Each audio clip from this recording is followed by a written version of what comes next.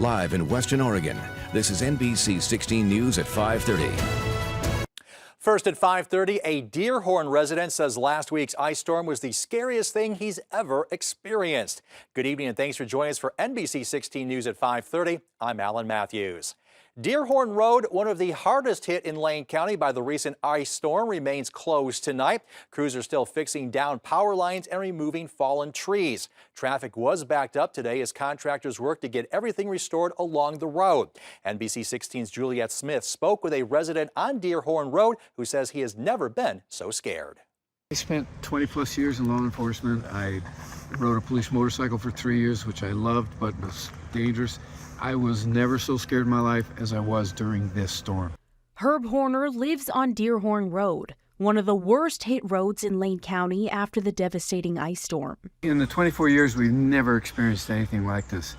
The ice storm hit here like a bomb went off. The sound of these branches snapping and falling down, it really did. It sounded like a rifle shot going off. He and his wife went 11 days without power. It was 21 degrees.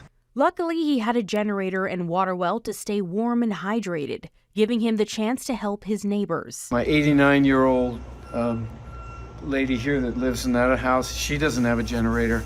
We would take her up coffee in the morning, or we filled water jugs for her so she could at least flush her toilets. Representatives from Lane County said it's still unsafe to drive through. It was by far the most heavily damaged county road in the storm. It's a challenge partly because of the nature of the road. It runs right along the river, and on the other side are very steep slopes. And so right now the road is just not safe to have people traveling. For now, the county is removing as much debris from the roads as possible. So we are working. We have crews out today, and we'll continue to have crews out working to stabilize those 2 miles that are currently closed. And there's a lot of water coming down the slope.